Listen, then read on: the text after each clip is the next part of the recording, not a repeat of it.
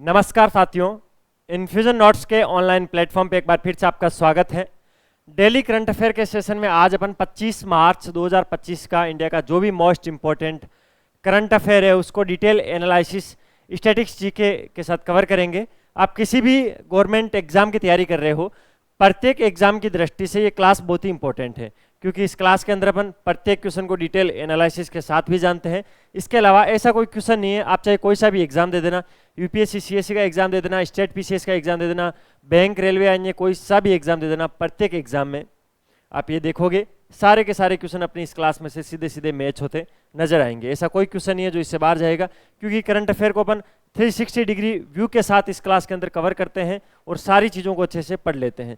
वैसे तो current affair के कोई सरपेर नहीं होता है भाई, हाल ही में जो भी घटना घटित हुई वो सारी करंट अफेयर में आती है। मैं पढ़ाने को पूरे दिन आपको पढ़ा सकता हूँ, लेकिन वही घटनाएं पढ़ाई जाती है जो एग्जाम की दृष्टि से इंपॉर्टेंट है, कहीं ना कहीं उससे एग्जाम में क्वेश्चन पूछे जाने की संभावना होती है। एक चीज़ आपको विशेष ध्यान रखना है, इस क्लास की पीडीएफ को आपको जरूर लेना है। क्यों? क्योंकि पीडीएफ के अंदर प्रत्येक क्वेश्चन के नीचे जो डिटेल एनालिसिस हम आपको करवाएंगे वो सिस्टमेटिक तरीके से लिखा हुआ मिल जाएगा, जो कि आपको एग्जाम टाइम में रिवीजन करने में बहुत मदद करेगा। क्योंकि रिवीजन के टाइम आप ऐसा तो है नहीं कि ये सारी क्लासेज वापस देखोगे, तो उस टाइम एग्जाम टाइम में जो रिवीजन करने में सबसे मददगार होगी आपको इस क्लास की पीडीएफ बिल्कुल फ्री ऑफ कॉस्ट है। बस आपको लेने का तरीका पता होना चाहिए, जो कि इस क्लास के अंत में मैं आपको बताऊंगा। चलिए आज की क्लास को शुरू करते हैं। पहला क्वेश्चन क्या है, सबसे पहले पहला क्वेश्चन ही देख लेते हैं। हाल ही में WHO यानी वर्ल्ड हेल्थ ऑर्गेनाइजेशन ने किस रोग को उपेक्षित उष्णकटिबंधीय रोगों यानी NTDs की सूची में शामिल किया है? एक WHO है जो अलग अलग रोगों की अलग अलग सूचियों के अंदर शामिल करता है, उसमें एक सूची है उपेक्षित उष्णकटिबंधीय रोग सूची, जिसको NTDs सूची बोला जाता है। उस सूची के अंदर किसी रोग को शामिल करना है तो वो काम कौन करता है? WHO वर्ल्ड हेल्थ ऑर्गेनाइजेशन करता है। अभी उसने हाल ही में यानी कल ही एक नए रोग को इसमें शामिल किया है। उस रोग का नाम आपसे पूछा है, तो उस रोग का नाम है नोमा। ऑप्शन नंबर 2 इस क्वेश्चन के परिप्रेक्ष्य में राइट ऑप्शन है। नोमा जो रोग है उसको WHO ने उपेक्षित उष्णकटिबंधीय रोगों की सूची में शामिल कर दिया है, यानी NTDs की सूची में शामिल कर दिया है। अब यहाँ पर एक चीज आपको ध्यान रखनी है, ये जो नोमा रोग है उसके बारे में आपको जानकारी अच्छे से पता होना चाहिए, क्योंकि ये एग्जाम में पूछा जा सकता है। नोमा जो रोग है वो एक तो मुंह के अंदर और एक चेहरे को प्रभावित करने वाला एक ग्रेग्रीन रोग है। क्या है? ग्रेग्रीन रोग है, जो कि कहाँ पर होता है? चेहरे पे होता है और मुंह पर होता है।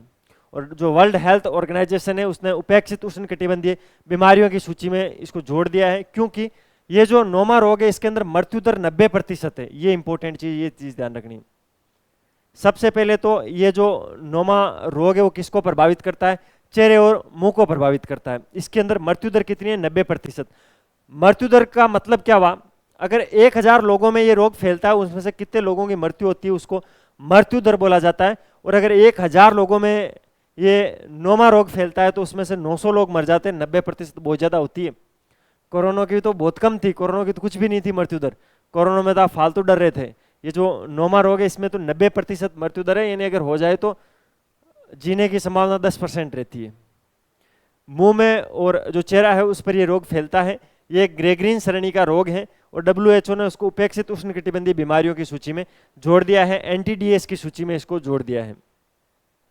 ये रोग जो अत्यधिक गरीबी से ग्रसित इलाके हैं उनके अंदर देखा गया है, जहां पर यानी गरीबी ज्यादा है। गरीबी का मतलब ये नहीं है कि भाई इस रोग का फैलने का रीजन ये नहीं है कि आपके पास पैसे नहीं है तो आपको ये रोग हो जाएगा। यानी मेरे कहने का मतलब ऐसे जो गरीब इलाके जहां पर बेसिक इंफ्रास्ट्रक्चर नहीं बना हुआ है, लोगों को मल मूत्र करने के लिए सही जगह नहीं है, नहाने धोने के लिए जगह नहीं है, पीने को स्वच्छ पानी नहीं है, खाने को स्वच्छ खाना नहीं है, तो ऐसी चीजें कहाँ पर होती हैं? जहां पर वो ज्यादा गरीबी होगी वहीं पर होगा। तो ये जो गरीब क्षेत्र है वहां पर ये ज्यादा फैलता है। इसका एक मुख्य रीजन कुपोषण भी है। कुपोषण यानी जो अच्छा पोषण नहीं लेते हैं, जो शरीर में विटामिन प्रोटीन जो होती है उसकी पूर्ति पूरी नहीं होती है, तो उसको कुपोषित बोलते हैं। खराब स्वच्छता, अगर कहीं स्वच्छता खराब नहीं, इसमें मुख्य कारण है मौखिक स्वच्छता की कमी। अगर आप मुख की सफाई नहीं रखते हो, टाइम पे ब्रश नहीं करते हो, ठीक है, तो मुख की सफाई भी रखने की वो तरीके होते हैं, तो ये मुख की सफाई की वजह से ये रोग फैलता है। मैंने पहले ही बताया था, ये जो नोमा रोग है वो चेहरे और मुंह पे होता है। मुख्य रूप से 2 से 6 वर्ष की आयु के जो बच्चे होते हैं उसमें ये रोग देखा गया है। कब? 2 से 6।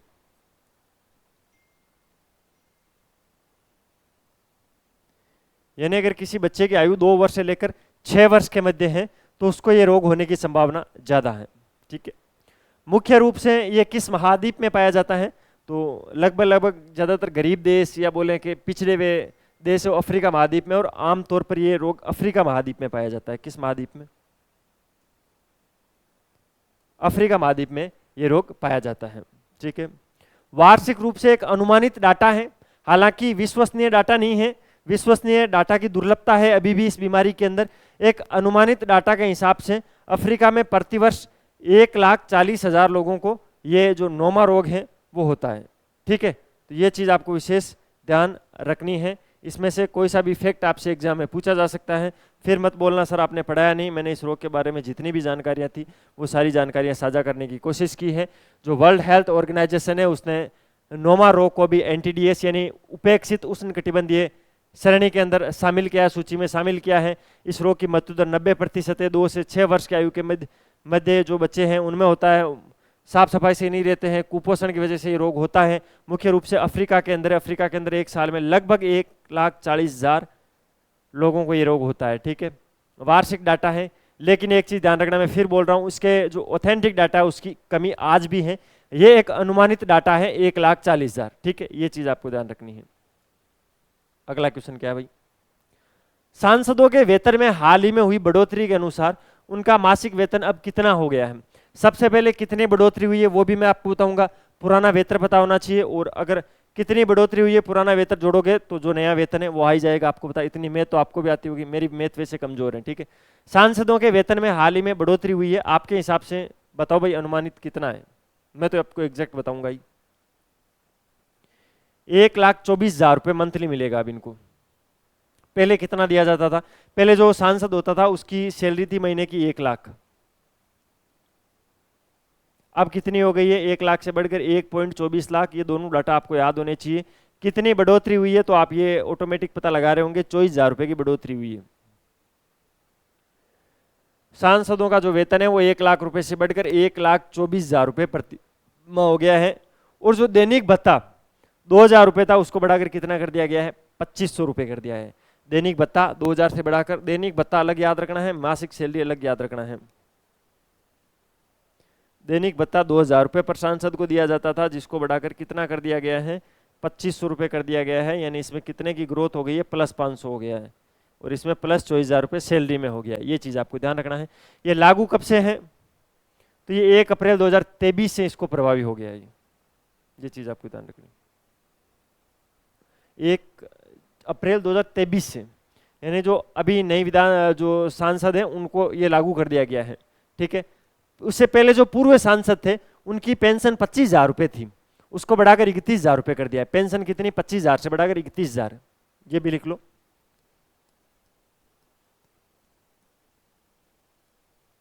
पेंशन 25,000 से बढ़ाकर 31,000, यानी पेंशन में कितना इजाफा हो गया? +6,000। 6,000 रुपये बढ़ा दिए भाई पेंशन में। ये चीज ध्यान रखना आपको है। और 5 साल से अधिक अगर कोई सांसद रहा है तो उसको प्रतिवर्ष 2,500 रुपये अतिरिक्त दिए जाएंगे। ठीक है, तो आप सोच रहे होंगे कि कोई एमपी बनने के बाद उसके लिए क्या 2,500 2,000 है? तो ये सब पढ़ने के लिए ही है। एमपी जो रह रखा है उसको कोई फर्क नहीं पड़ता 2,500 2,000 क्या होते हैं, और जो करंट में एमपी है उसको 1,25,000 से भी फर्क नहीं पड़ता है। ये भारत है, यहाँ पे डील बैकडोर से होती है। ये संशोधन क्यों किया गया, इसके पीछे रीजन जब पूछा गया तो उन्होंने बता दिया भाई मुद्रास्फीति यानी हर साल आपको पता है महंगाई बढ़ रही है, जीवन यापन की लागत बढ़ रही है हर चीज़ में। अब बताऊँ मुझे, नेताजी फॉर्च्यूनर के बगैर चलते नहीं है, फॉर्च्यूनर एवरेज कम देती है, डीजल के भाव बढ़ गए, पेट्रोल के भाव बढ़ गए। एक बार तो कोई पेट्रोल वाला फ्री में भर देगा, 2 बार तो फिर तो पैसे लेगा। और इससे पहले जो सांसदों के वेतन है वो कब बढ़े थे ये भी आपको ध्यान रखना है। 2018 के बाद ये पहली बार बढ़े, पहले 2018 में बढ़े थे भाई। 28 तक तो रुक जाते। सरकारी जो कर्मचारी होते हैं उनका वेतन आयोग भी 10 साल से लगता है, लेकिन अब क्या करें, नेताजी है खुद ही बढ़ाने वाले तो बढ़ा लेंगे आराम से, कोई दिक्कत नहीं। 1 लाख रुपए से बढ़कर कितना हो गया है? 1,24,000 रुपये हो गया। ये चीज़ तो आपको ध्यान रखनी है। दैनिक भत्ता 2,000 रुपये मिलता था तो कितना मिलेगा? 2,500 रुपये मिलेगा। 500 रुपये की वृद्धि हो गई है। पेंशन पहले 25,000 रुपये मिलती थी, अब कितनी मिलेगी? 31,000, यानी 6,000 रुपये की वृद्धि हो गई है। इससे पहले इनके कब संशोधन हुआ था वेतन भत्तों के अंदर? तो 2018 के अंदर हुआ था। इसके अलावा एक इंपॉर्टेंट चीज मैंने और बताइए, 5 साल से अधिक सेवा के लिए प्रतिवर्ष 2,500 रुपये अतिरिक्त भी दिए जाएंगे। ये चीज भी आपको ध्यान रखनी है। इसमें से कोई सा भी फैक्ट एग्जाम में पूछा जा सकता है, तो भाई फिर मुझे मत बोलना भाई सर आपने पढ़ाया नहीं, मैंने सारी चीजें आपको अच्छे से कवर अप करवा दी है। अगला क्वेश्चन, हाल ही में किस आईआईटी में हैक द फ्यूचर हैथकॉन सफलतापूर्वक संपन्न हुआ? हैक द फ्यूचर हैथकॉन है उसका आयोजन हुआ था, एक आईआईटी संस्था में हुआ है। आपसे पूछा है वो आईआईटी कौन सी है, तो आईआईटी गांधीनगर के अंदर हुआ। ऑप्शन नंबर 4 इस क्वेश्चन के परिप्रेक्ष्य में राइट ऑप्शन है। एनएसओ इंडिया और आईआईटी गांधीनगर ने मिलकर इसको किया है। किसने? एनएसओ इंडिया ने। एनएसओ इंडिया और आईआईटी गांधीनगर ने 36 घंटे का ये चला था हैक द फ्यूचर हैकथॉन चला था, जिसकी मेजबानी की थी। इसके अंदर आईआईटी, एनआईटी और जो ट्रिपल आईटी जो होते हैं वो ऐसी शीर्ष संस्थाएं हैं, उनकी 18 अनुभवी टीमों ने भाग लिया था। प्लाक्सा विश्वविद्यालय पड़ता है जिसने 2 श्रेणियों के अंदर शीर्ष स्थान हासिल किया था, और एक राजीव गांधी पेट्रोलियम प्रौद्योगिकी संस्थान है उसने तीसरा स्थान हासिल किया था। दूसरे स्थान पर आईआईटी जम्मू रहा था, वीआईटी वेलोर रहा था और एनआईटी गोवा रहा था। ये सारी चीजें इंपॉर्टेंट है, लेकिन ये बड़े एग्जाम में पूछे जाएंगे ऐसे फैक्ट, आपको तो यही ध्यान रखना है, एज इट इज क्वेश्चन आने की संभावना रहेगी। बाकी जो इस क्लास की पीडीएफ रहेगी उसके अंदर जो जो चीजें मैंने आपको बताई है उससे बहुत ही अच्छे अच्छे डाटा वहां पर लिखे हुए मिल जाएंगे। तो आपको अगर पूरा ही डिटेल में पढ़ना है तो ये पीडीएफ किस लिए बना रहा हूँ, फिर पीडीएफ को अच्छे से पढ़ लेना है, इससे बाहर कुछ भी नहीं जाएगा। आपको पता ही है वैसे भी अपनी करंट अफेयर की क्लास कितनी कारगर साबित होती है। अगले क्वेश्चन पे चलते हैं। हाल ही में संघमित्रा ताई गायकवाड़, इनका नाम याद रखना यार, संघमित्रा ताई गायकवाड़ अच्छा नाम है। नाम अच्छा कैसे, मतलब इनके काम अच्छे हैं।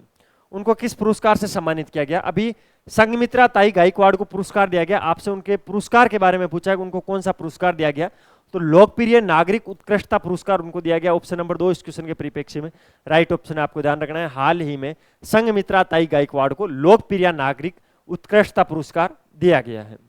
ठीक है, समाज में उन्होंने निस्वार्थ योगदान दिया है। आजकल निस्वार्थ कुछ भी काम करना बहुत बड़ी चीज होती है। यूं कहूं कि मैं निस्वार्थ आजकल कुछ भी काम नहीं होता है।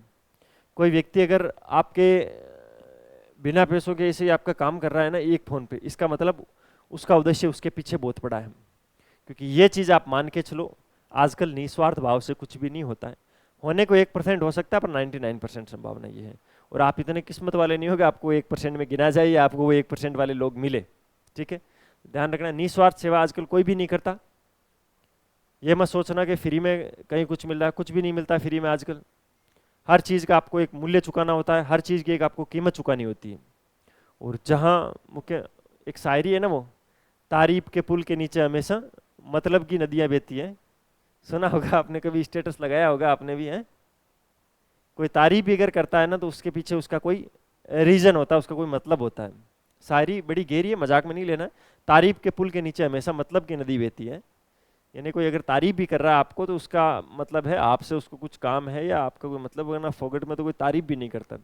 तारीफ करने में तो जाता ही क्या है, मुंह से 2 शब्द ही तो निकालने हैं। तो निस्वार्थ भाव तो आप छोड़ ही दो। इस कलयुग के अंदर भी संघमित्रा ताई गायकवाड़ है, उसने समाज के अंदर बहुत सारे निस्वार्थ योगदान दिए हैं, जिसके चलते इनको लोकप्रिय नागरिक उत्कृष्टता पुरस्कार से सम्मानित किया गया है।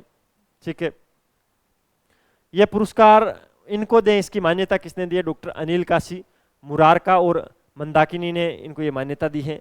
महाराष्ट्र के मुख्य सचिव के रूप में कार्य करते हुए उन्होंने 25 वर्षों तक ये काम किया है।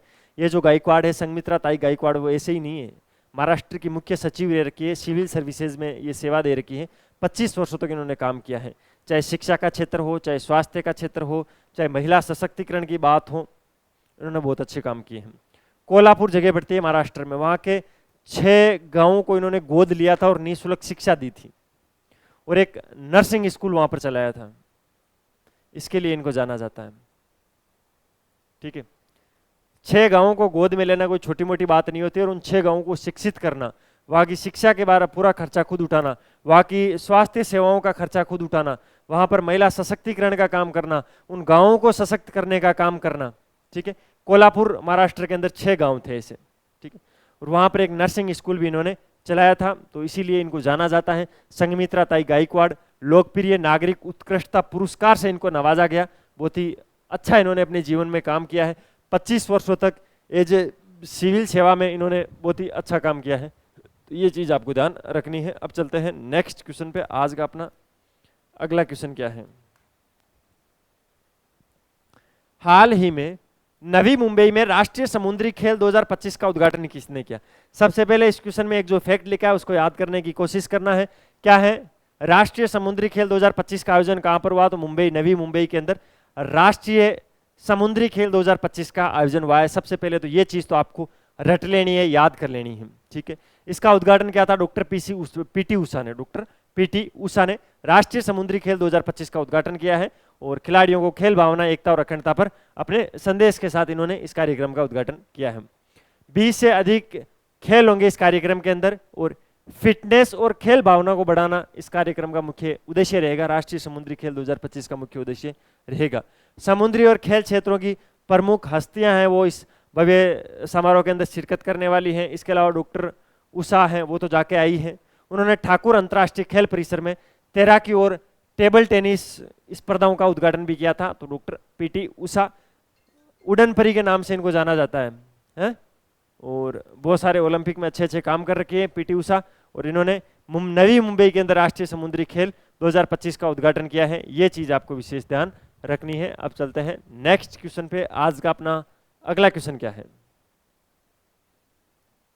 हाल ही में भारतीय राष्ट्रीय कला एवं सांस्कृतिक विरासत ट्रस्ट, जिसको शॉर्ट में INTACH बोला जाता है, इनटेक भी बोल सकते हैं, भारतीय राष्ट्रीय कला एवं सांस्कृतिक विरासत ट्रस्ट है, उसका अध्यक्ष किसे नियुक्त किया गया? आपसे इस क्वेश्चन में ये पूछा गया है और इसका सीधा सीधा आंसर है, फैक्चुअल क्वेश्चन है, अशोक सिंह ठाकुर। तो श्री अशोक सिंह ठाकुर को अगले 3 साल के लिए, ये चीज आपको ध्यान रखनी है, अगले 3 साल के लिए भारतीय राष्ट्रीय कला एवं सांस्कृतिक विरासत ट्रस्ट, जिसको INTACH यानी इनटेक बोला जाता है, उसका अध्यक्ष नियुक्त किया। ये चीज आपको ध्यान रखना है।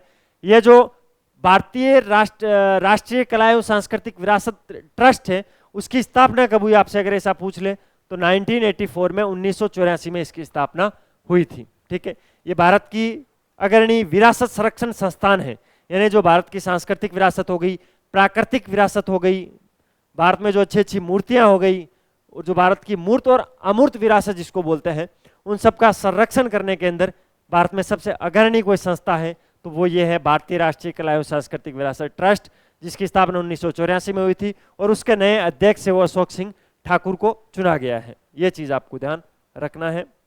मैंने क्या बताया, इस संस्था का काम क्या बताया है, इस संस्था की स्थापना कब हुई है और वर्तमान में जो अध्यक्ष चुने गए हैं, वर्तमान में जो अध्यक्ष चुने गए हैं वो करंट की दृष्टि से इंपॉर्टेंट है। बाकी इसकी स्थापना कब हुई, जैसे 1984 में हुई थी, ये स्टैटिस्टिक्स की जीके से इंपॉर्टेंट है। इसके अलावा इनको अध्यक्ष 3 साल के लिए चुना गया, ये वापस करंट की दृष्टि से इंपॉर्टेंट है।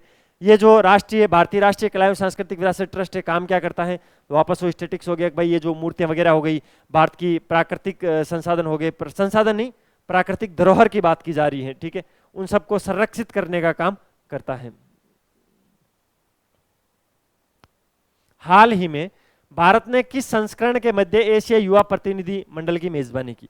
देखो इस क्वेश्चन की थोड़ी भाषा क्लिष्ट है, लेकिन इसको इजी रूप से समझाने का काम मेरा है। भारत है, अभी उसने मध्य एशिया युवा प्रतिनिधि मंडल की मेजबानी की है। भारत ने किसकी मेजबानी की है इस बार 2025 के अंदर? मध्य एशिया युवा प्रतिनिधि मंडल की मेजबानी की है। अब आपसे इस क्वेश्चन में यह पूछा जा रहा है कि इस बार भारत ने जो मध्य एशिया युवा प्रतिनिधिमंडल की मेजबानी की है, उसका ये कौन सा संस्करण है? किसका संस्करण? ये जो एशिया युवा प्रतिनिधि मंडल है उसका संस्करण पूछा है 2025 के अंदर आपसे, तो ये तीसरा संस्करण है। ऑप्शन नंबर 3 इस क्वेश्चन के परिप्रेक्ष्य में राइट ऑप्शन है। 22 से लेकर 28 मार्च तक भारत सांस्कृतिक और कूटनीतिक संबंधों को बढ़ावा देने के लिए अंतर्राष्ट्रीय युवा विनिमय कार्यक्रम के तहत तीसरे मध्य एशिया युवा प्रतिनिधि मंडल की मेजबानी कर रहा है। ये चीज आपको ध्यान रखनी है, डेट आपको याद रखनी है, 22 से लेकर 28 मार्च। मेजबानी भारत कर रहा है, संस्करण तीसरा है।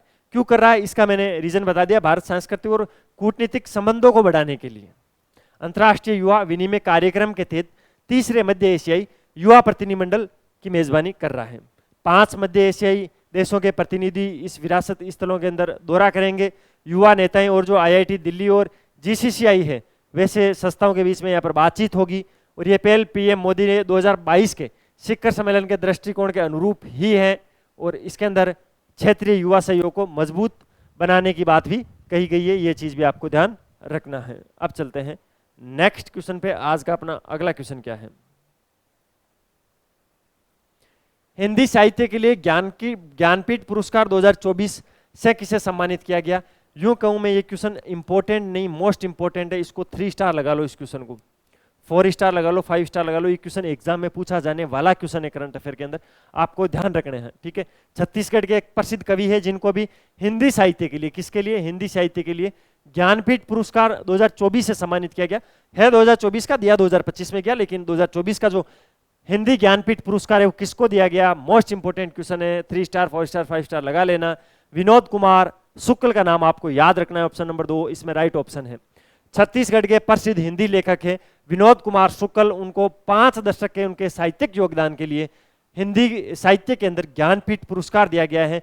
हिंदी साहित्य का सबसे बड़ा पुरस्कार होता है ये ज्ञानपीठ पुरस्कार, और 2024 का किसको दिया गया, विनोद कुमार शुक्ल को दिया गया। ये कहाँ के हैं, ये छत्तीसगढ़ के प्रसिद्ध हिंदी लेखक हैं और इनका नाम है विनोद कुमार शुक्ल, और ये पिछले 50 वर्षों से हिंदी के अंदर लिखने का काम कर रहे हैं। इनके अगर प्रमुख रचनाओं की बात की जाए तो नौकर की कमीज इनकी रचना है, खिलेगा जो देखेंगे और बच्चों की किताबें, ये क्या है, इनकी प्रमुख रचनाएं हैं। इनको कौन कौन से अवार्ड मिल चुके हैं ये भी आपको पता होना चाहिए। इनको साहित्यिक अकादमी पुरस्कार मिल चुका है, इनको गजानन माधव मुक्तिमोदन फेलोशिप मिल चुकी है, रजा पुरस्कार मिल चुका है, साहित्य के क्षेत्र में दिया जाता है रजा पुरस्कार, बहुत ही अच्छा पुरस्कार, बड़ा पुरस्कार होता है, वो इनको मिल चुका है। इसके अलावा साहित्यिक अकादमी पुरस्कार मैंने आपको बताया है, और हिंदी साहित्य के लिए भी इनको ज्ञानपीठ पुरस्कार भी मिल चुका है। तो नाम याद रखना है विनोद कुमार शुक्ल, बहुत ही इंपॉर्टेंट नाम है, एग्जाम की दृष्टि से इंपॉर्टेंट है, आपसे एग्जाम में पूछा जाएगा, ये चीज आपको ध्यान रखना है, ठीक है।